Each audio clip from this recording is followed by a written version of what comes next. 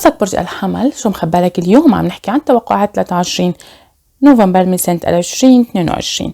عزيزي مولود الحمل، طبعا اليوم عم بيكون يوم رائع، عم تقدر اليوم انك تفهم بعض الامور الحادثة في عملك. اليوم بالنسبة لك عم تستمتع ببعض التغييرات، رح تكون العلاقة اليوم مع عائلتك افضل بكتير من الايام الماضية.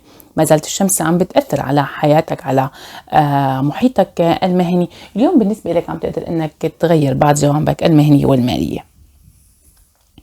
مولود للشيء الأولى، اليوم عم تحتاج لأنك تساعد نفسك ببعض الخطوات. هيدا وقت عم بيكون عندك فرصة لك تكسب كتير من الجوانب الجيدة. طبعا اليوم في تعقيدات ممكن تأثر على مالك، تأثر على حياتك. اللي مولود للشيء الأولى عم تختار اليوم المسار الدقيق في عملك ومهنتك.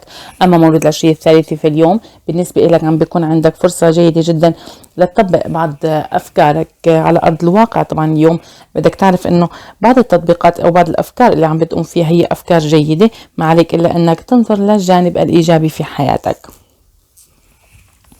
مولود للشيء الثالثة بالنسبة لك اليوم عم تشعر بأنك بعيد جدا عن العمل. اليوم عم بتكون دقيق في مجال عملك، لكن هيدا اليوم عم تشعر أنك بعيد عن زملاء العمل، بعيد عن الأفكار اللي ممكن تحصل في عملك. بالنسبة لك اليوم الوقت جيد، عم تستمتع ببعض التغييرات الحاصلة. هيدا اليوم رح يكون عندك كتير من الجوانب الهامة اللي ممكن تساعدك لإنشاء حدث مالي جيد. على الصعيد العاطفي لمولود الحمل، اليوم بالنسبة لك عم بيكون عندك فرصة جيدة جدا لتقوم بمحادثة مشرقة مع شريكك العاطفي. رقم حظك الرقم 7 ولون حظك اللون الأزرق. بتمنى لك يوم سعيد.